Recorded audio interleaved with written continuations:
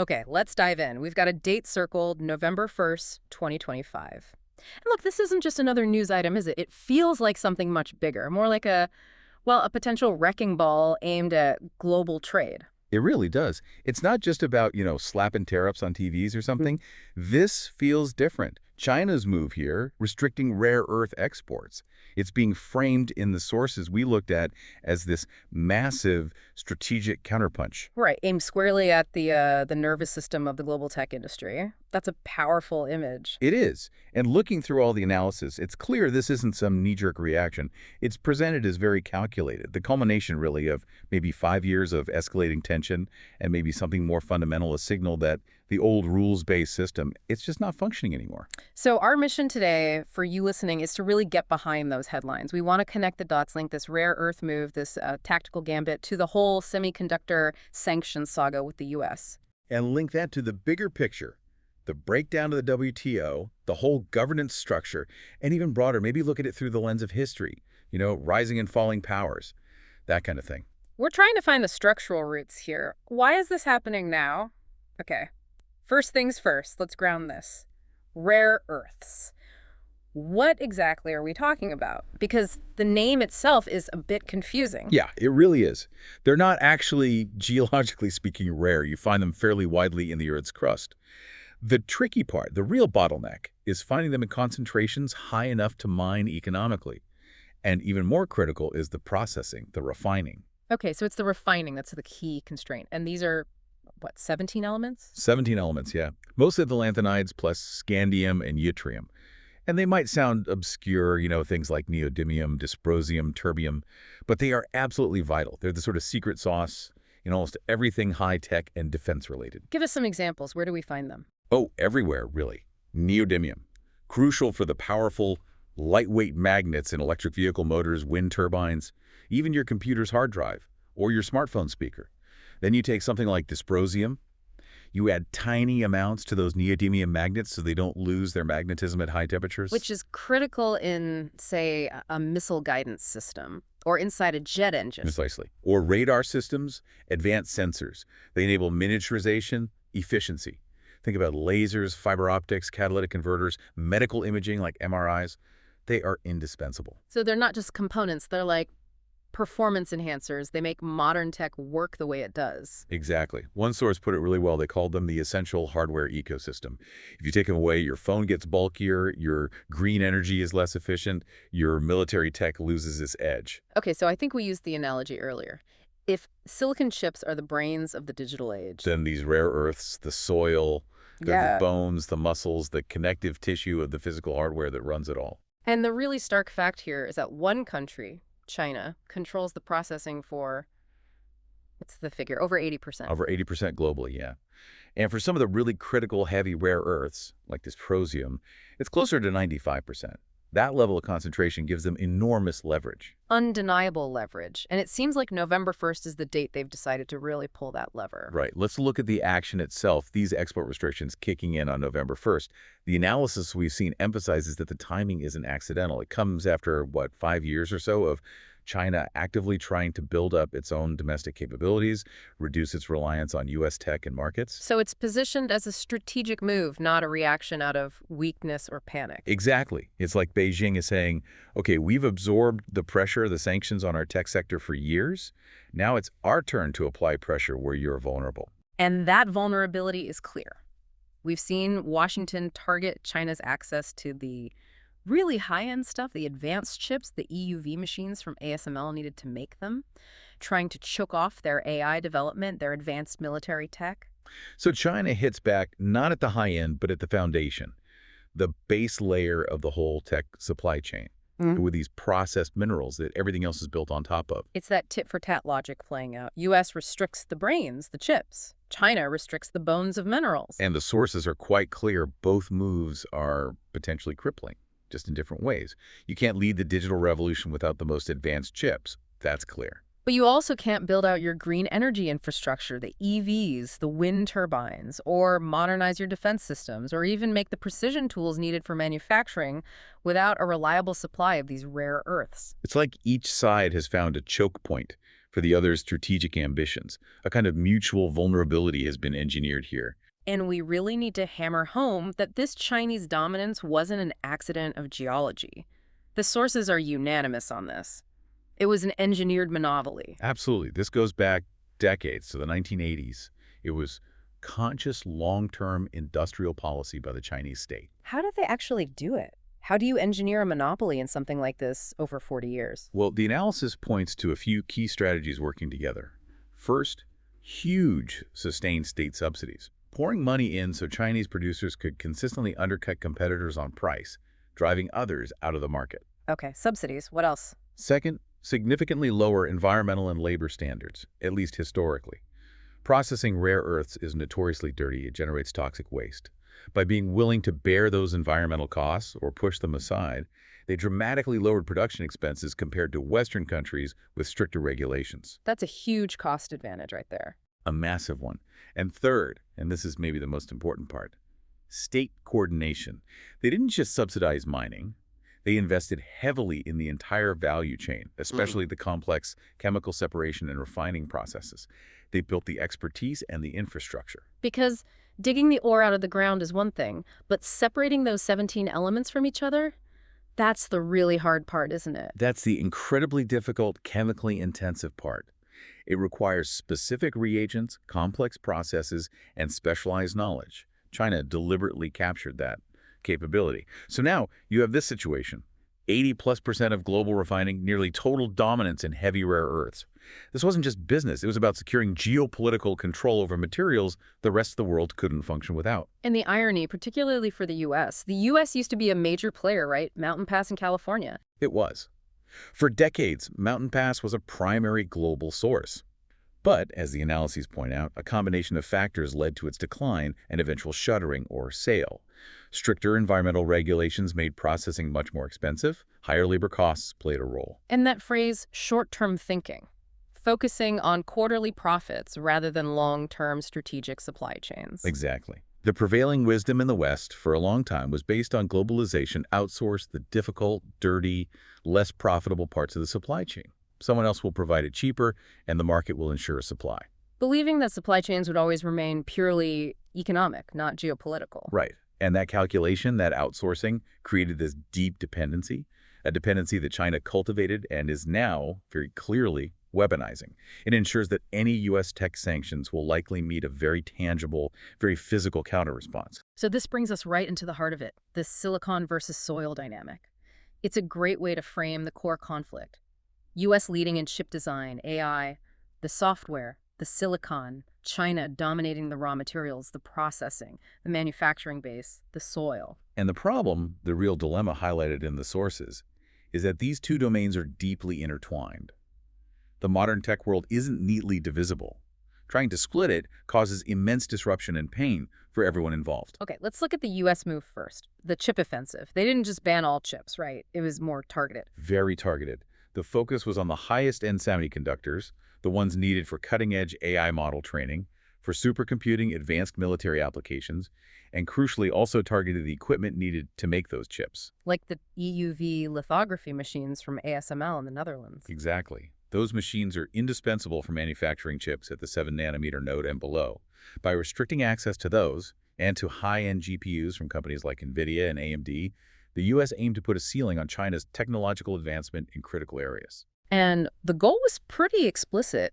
Slow down China's AI progress and hobble their next-generation defense capabilities. And initially, you definitely saw an impact. The sources confirmed Chinese tech firms were scrambling, facing real difficulties getting the hardware they needed for training the largest AI models. There was short-term success, you could say. But there's a long-term irony here, isn't there? The innovation under siege concept. That's the paradox. By applying this pressure, the U.S. inadvertently created a powerful incentive, almost a state mandate, within China to achieve complete technological self-sufficiency much faster than they might have otherwise planned. It lit a fire under their domestic R&D efforts. A massive fire. Billions poured into domestic chip design, foundries, equipment manufacturing. And we've started seeing the results, haven't we? Things like Huawei managing to produce a 7-nanometer chip, surprising many analysts. It shows that while the sanctions cause pain, they also act as a powerful catalyst for indigenous innovation. Which then logically leads to the countermove, the rare earth counterattack, China's response. It's the reciprocal move. The logic is pretty straightforward. You try to block our access to the brains, the advanced chips, so we'll block your access to the bones, the essential minerals that underpin your entire physical tech infrastructure. And we need to stress just how fundamental this rare earth restriction is. It's not just about, say, fewer magnets for EV motors, right? It goes deeper. Much deeper. Because rare earths aren't just in the final products. They are critical components within the manufacturing process itself.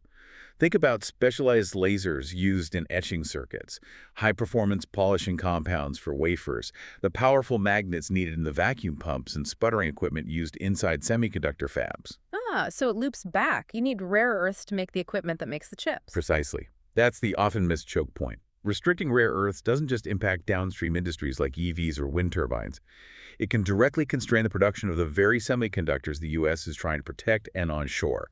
It creates this damaging feedback loop. A manufactured mutual vulnerability, as you said. Okay, and the critical factor in all this, which the sources really emphasize, is time. The timelines involved here are daunting. Hugely daunting. And completely mismatched. China can likely develop its own advanced chip ecosystem, independent of the West. But the consensus estimate is that achieving high-volume, cutting-edge production at scale, that takes years. Minimum 5, maybe 7, possibly even longer. Okay, so that's the timeline for China to overcome the chip restrictions. What about the West overcoming the rare earth restrictions? That also takes years, and potentially just as long, if not longer. Here's the key distinction. The West, places like Australia, Canada, even the U.S. itself, they have the raw, rare earth deposits. Mining the ore isn't the main bottleneck. It's the refining. Back to the refining problem. It's always the refining. Building the complex chemical separation plants needed to turn ore concentrate into usable, high-purity individual rare earth oxides and metals. That's the massive hurdle. Why does it take so long? You said at least half a decade, 5 years minimum. What goes into that? It's really three things, according to the analyses. First, the sheer capital cost. These are huge, sophisticated chemical facilities. We're talking billions of dollars in investment for each one. And complex, specialized engineering that takes years to plan and build. Okay, billions in capital. Second is the technical know-how. The specific chemical processes for separating these elements, which often occur together in ores, are complex and often proprietary. China has dominated this field for so long that much of the practical expertise and experienced workforce is concentrated there. Rebuilding that knowledge base takes time. Right, you can't just flip a switch on chemical engineering expertise. Not at all. And the third hurdle, maybe the biggest in Western democracies, it's environmental permitting and liability. As we said, rare earth processing generates toxic and sometimes radioactive waste. Getting permits to build and operate these facilities in places with stringent environmental laws and public scrutiny can take many years, often involving lengthy legal challenges and political fights. So you've got massive capital investment, rebuilding technical expertise, and navigating huge environmental and political roadblocks. That 5-year minimum starts to sound almost optimistic. It does, which means in the interim period, potentially 5 years or more, the global economy faces significant disruption. And the sources aren't shy about how bad it could get. They talk about trade grinding to a halt in key sectors. Yeah, the warning that empty Walmart shelves are not an exaggeration. They're a preview that's designed to grab attention, obviously, but it highlights the potential scope. A sustained blockage of these foundational materials ripples through everything, from consumer gadgets to industrial machinery to defense platforms. It destabilizes markets far beyond just the U.S. and China. This idea of using resources as a weapon, it's not entirely new, is it? The sources bring up a major historical parallel. They do, and it's a crucial one. The 1973 OPEC oil embargo. That moment fundamentally changed the world. It showed how control over a critical resource could be wielded as a powerful geopolitical weapon. And it shifted the focus, didn't it? From purely ideological Cold War battles to battles over resource access. Absolutely. Access to energy, access to critical materials that became central to foreign policy and national security. In '73, it was oil. Today, the analysis suggests it's these obscure metals that are becoming the new strategic commodity dictating technological power and progress. And there was a smaller tremor before this big one involving Japan. Right, back in 2010, China briefly halted rare earth exports to Japan during a territorial dispute. It was short-lived, but the shock was immense. It forced Japanese industries to immediately scramble, redesign products to use fewer rare earths, and invest heavily in recycling and finding alternatives. That was a wake-up call just for Japan. So that 2010 incident was like a localized earthquake. This November 1st action, potentially sustained, that's the global seismic event. That seems to be the assessment, yes, and a fundamental test of the global system's resilience. And this whole escalating conflict, the chip sanctions, the rare earth counterpunch, this resource war, it's all happening in a vacuum, isn't it? Or rather, in the space left by the collapse of the old system. We need to talk about the WTO. Yeah, the World Trade Organization. The sources are pretty blunt, framing its current state as effectively dead or at least non-functional by 2025. And this collapse is really the backdrop that makes these kinds of aggressive unilateral moves possible. Without a referee, the players make their own rules. Essentially, yes.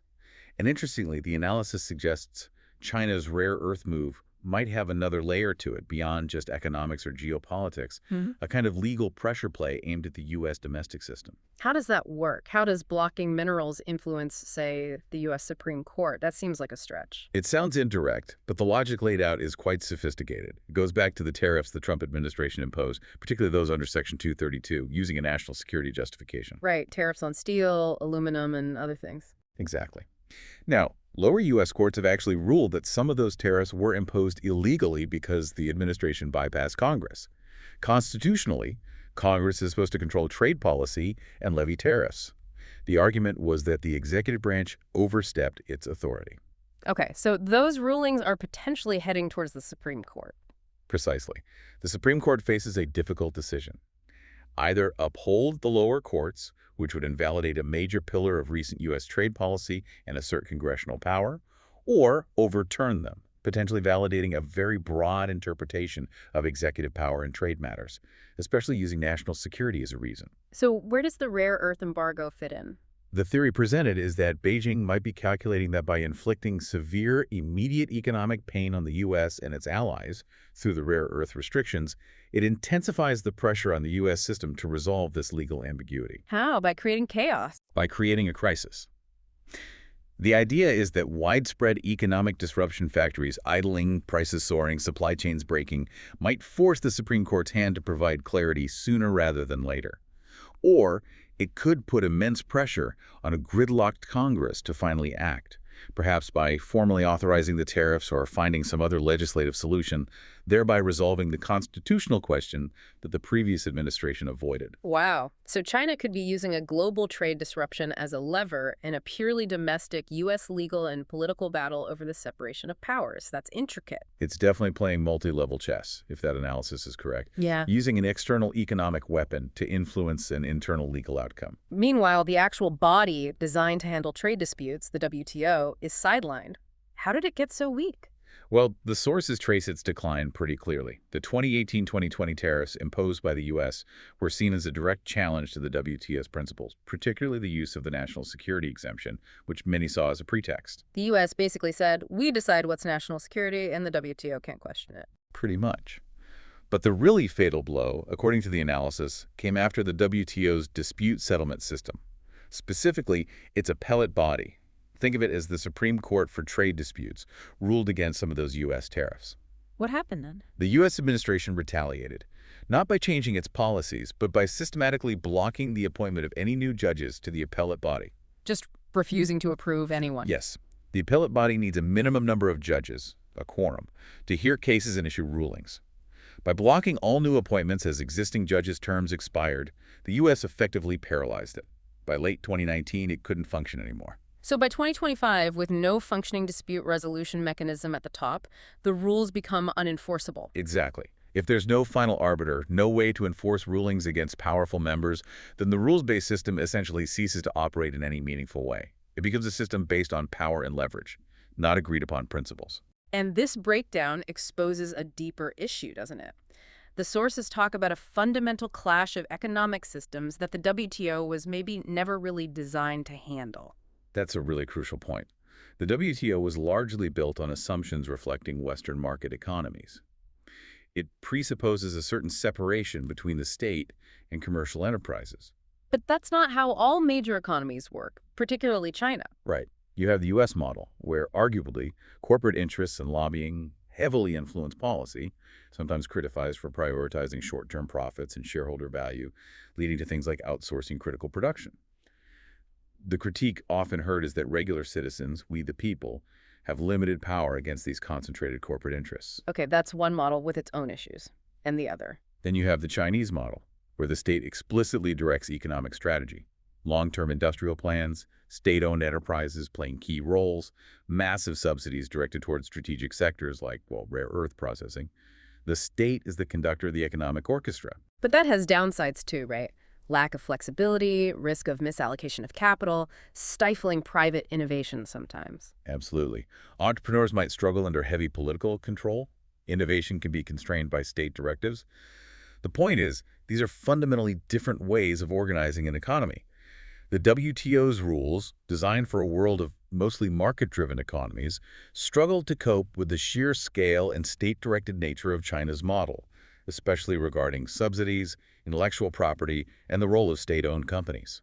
So the system wasn't built to mediate these deep structural asymmetries. It seems not, or at least it couldn't adapt quickly enough once those asymmetries became so pronounced and geopolitically charged. The result, now that the WTO is sidelined, is what the sources call trade fragmentation. Meaning the world breaks up into trading blocs. Essentially, yes, we're moving away from a single globalized system towards a more multipolar trade era. You see the U.S. and its allies pushing for friend-shoring or ally-shoring. Which means deliberately reorganizing supply chains to run through countries deemed politically reliable and friendly, even if it costs more. Exactly. Prioritizing security and resilience over pure economic efficiency. It involves complex and expensive efforts to relocate manufacturing, secure resources from allies, and reduce dependence on potential rivals like China. And on the other side, China is building its own sphere. Very actively.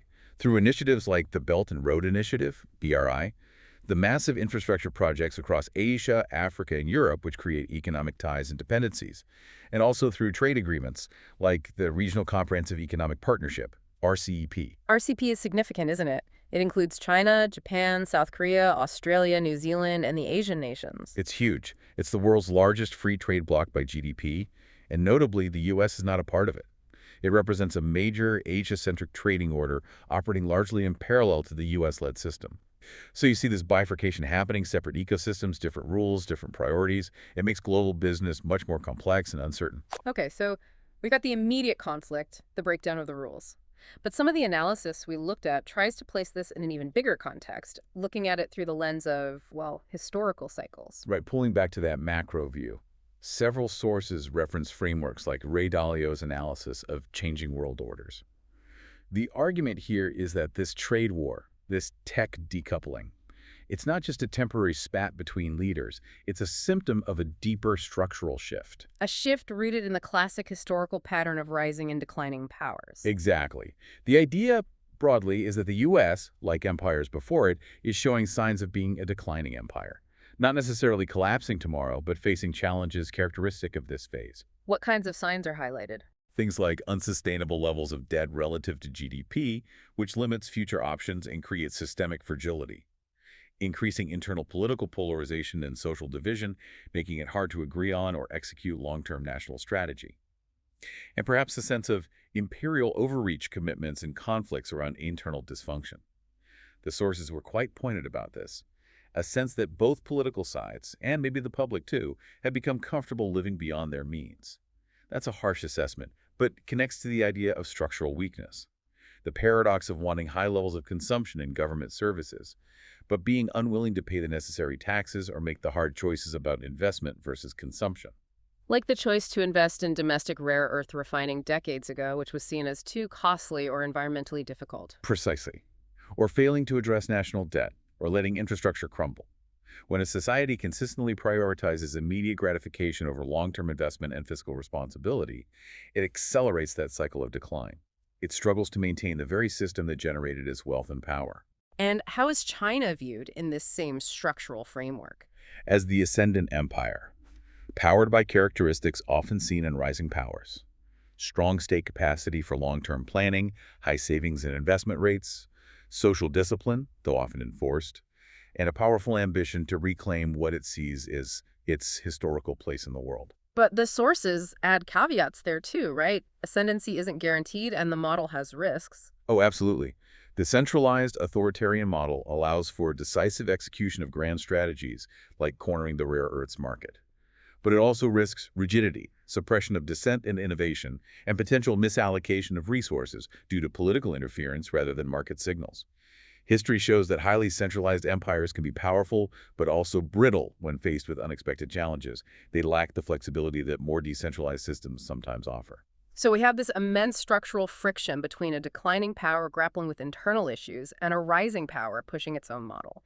And this conflict is literally redrawing the map, creating what the sources call a new geotech order. Yes, merging geography where the resources are, where the factories can be built with technology, who controls the chip designs, the AI algorithms, the manufacturing know-how.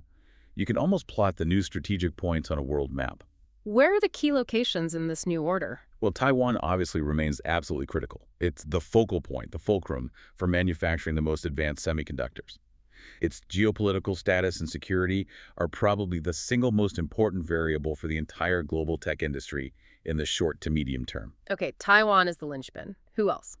Then you have the diversifiers. Countries like Australia and Canada, rich in mineral resources, including rare earths, they're rapidly scaling up mining operations, attracting huge investment. But, as we discussed, they face that crucial 5-year-plus lag in building the necessary refining capacity to challenge China's dominance there. So they offer potential, but not immediate relief. Exactly. Then there's the potential emergence of India as a significant player, maybe a third pole. The analysis highlights India's strategy, leveraging its strength in software and chip design, while also making serious investments in attracting semiconductor manufacturing and developing its own mineral processing capabilities. Its large domestic market and geopolitical positioning make it a key swing state in this geotech competition. And what about other regions with resources? Africa and Latin America become crucial. They hold vast, often underdeveloped reserves of critical minerals, including rare earths, lithium, cobalt, copper. Suddenly, these regions are thrust into the center of intense diplomatic and economic competition between the U.S., China, and other powers seeking to secure future supplies. Resource diplomacy is back in a big way. This whole reshuffling sounds incredibly disruptive, costly, and potentially dangerous, but the sources also point out a surprising, almost paradoxical upside. Yeah, it's fascinating. This intense adversity, this trade war and supply chain pressure is actually forcing innovation in areas where progress might have been slower otherwise. Necessity is the mother of invention writ large. What kinds of positive innovation? On the U.S. and allied side, the shock of potential rare earth cutoffs is driving massive investment into two key areas: supply chain resilience, building those alternative mines and refineries, even if slow, and, critically, circular economy technologies. Meaning recycling and reusing these critical materials. Exactly. Developing better ways to extract rare earths and other valuable minerals from old electronics, magnets, batteries. Moving away from a purely linear dig, use, dispose model towards keeping these valuable materials in circulation. The economic incentive for recycling becomes huge when primary supply is insecure or weaponized. Okay, that's resilience and recycling in the West. What about in China? In China, the U.S. restrictions on hardware, particularly chips and software, are accelerating their push towards open-source alternatives and building a completely independent tech stack. Developing their own operating systems, AI frameworks, chip architectures like RISC-V, aiming for resilience by reducing reliance on proprietary Western technology at every level. And then there are other players innovating too. Absolutely. Countries like Japan and South Korea, who felt the tremors from China back in 2010, are reportedly leading research into rare earth substitutes, using material science, sometimes aided by AI, to design new materials that can perform similar functions without needing the specific rare earth elements that are geopolitically constrained. Like finding alternatives to neodymium magnets. Exactly. There's significant research into things like advanced ferrite magnets or magnets based on iron nitride. If successful, that kind of material science breakthrough could fundamentally alter the strategic landscape by reducing dependence on mined rare earths altogether for certain applications. So the crisis, while damaging, is also sparking innovation in resilience, recycling, open source, and material substitution. Okay, so we've painted a picture of a system under immense stress. The old rules are broken, the current path seems like mutually assured disruption, the world's fragmenting. But positive innovation is happening out of necessity. Given all this, what do the sources suggest is the path forward? How do we get out of this mess? Well, the first point that comes across strongly is a rejection of the idea that we can just muddle through with the current ad hoc, power-based approach. The analysis is particularly critical of the strategy of abandoning multilateralism in favor of purely bilateral deals, the deal with each country one-on-one approach. Why is that seen as worse than the admittedly flawed WTO system? Because it replaces a system based, at least in theory, on rules and predictability, with one based purely on leverage and power politics. It tends to favor the largest economies, can lead to instability, breeds resentment, and makes it harder to tackle truly global problems that require cooperation, like climate change or future pandemics. The argument isn't that the WTO is perfect, it's that having no agreed-upon rules is far more dangerous. So the world needs rules, but better ones. Not fewer rules, but fairer, more effective rules. That seems to be the core message. And the solution proposed isn't about restoring the dominance of any single power, not a return to U.S. hegemony, nor accepting a China-centric order. Instead, it's about building a new, shared architecture. Shared meaning.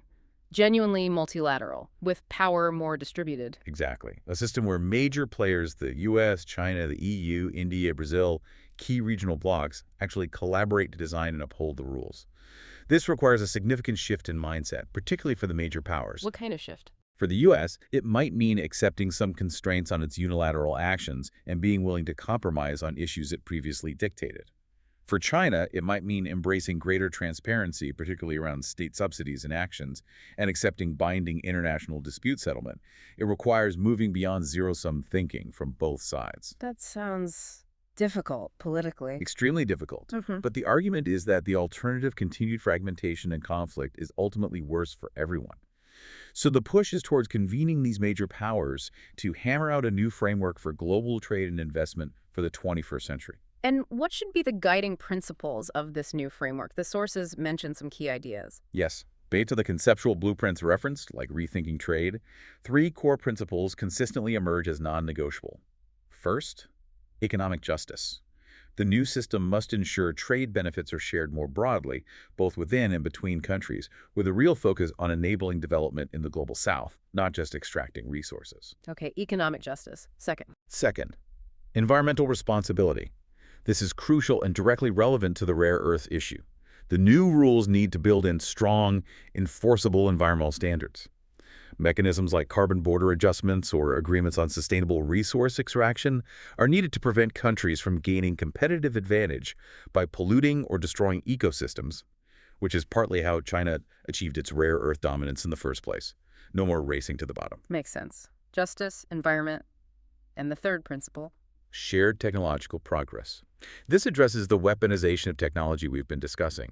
The idea is to create frameworks that ensure essential technologies, particularly those needed for global challenges like climate change, think green energy tech, or public health, are treated more like global public goods, rather than being hoarded or used as geopolitical bargaining chips.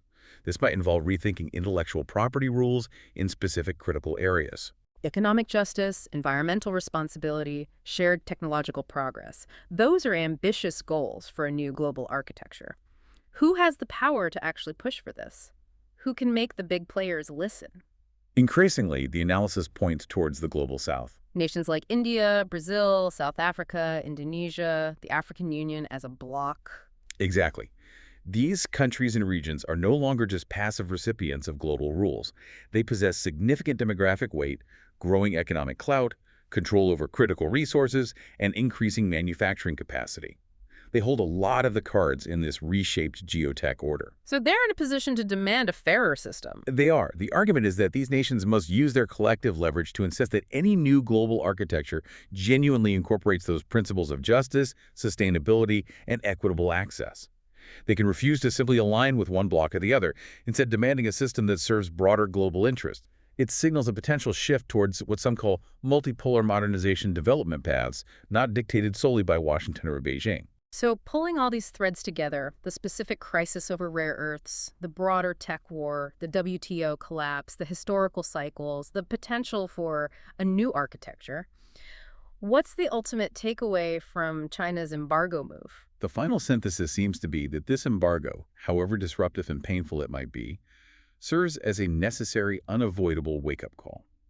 It shatters any lingering illusions about smooth, friction-free globalization. It exposes the raw vulnerabilities hidden beneath the surface of our interconnectedness. Precisely. It shows how fragile that interdependence can be when geopolitical rivalry intensifies. And it starkly demonstrates the futility, the ultimately self-defeating nature of pursuing zero-sum trade wars in a world where economies and technologies are so deeply entangled. And maybe, paradoxically, it highlights a different kind of deterrence. That's a fascinating point raised in the analysis. Perhaps the most potent form of deterrence today isn't just military anymore, but technological interdependence itself. The fact that each side can inflict massive economic pain on the other through these choke points. Creates a powerful incentive not to push things too far. A kind of mutual assured economic destruction that forces dialogue. It might. It makes the cost of outright conflict incredibly high, potentially forcing even reluctant powers back to the negotiating table eventually. Yeah. It's a dangerous form of stability, but it underscores that severing ties completely is catastrophic for everyone. Wow. Okay.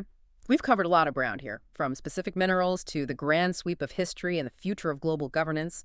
It's clear this rare earth issue is far more than just an economic dispute. It really is. It's a convergence of geology, technology, economics, law, and deep historical currents.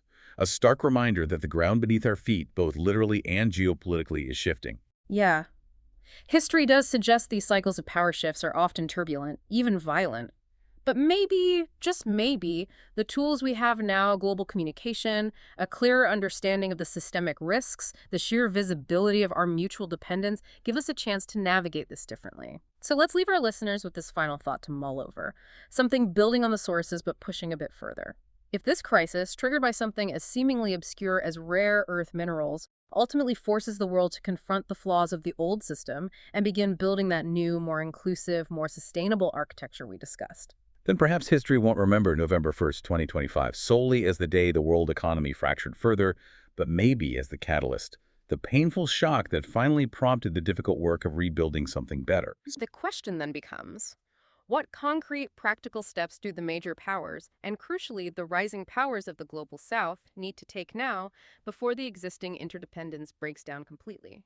What actions can keep dialogue, however difficult, alive as the only truly sustainable strategy, preventing disruption from becoming the default?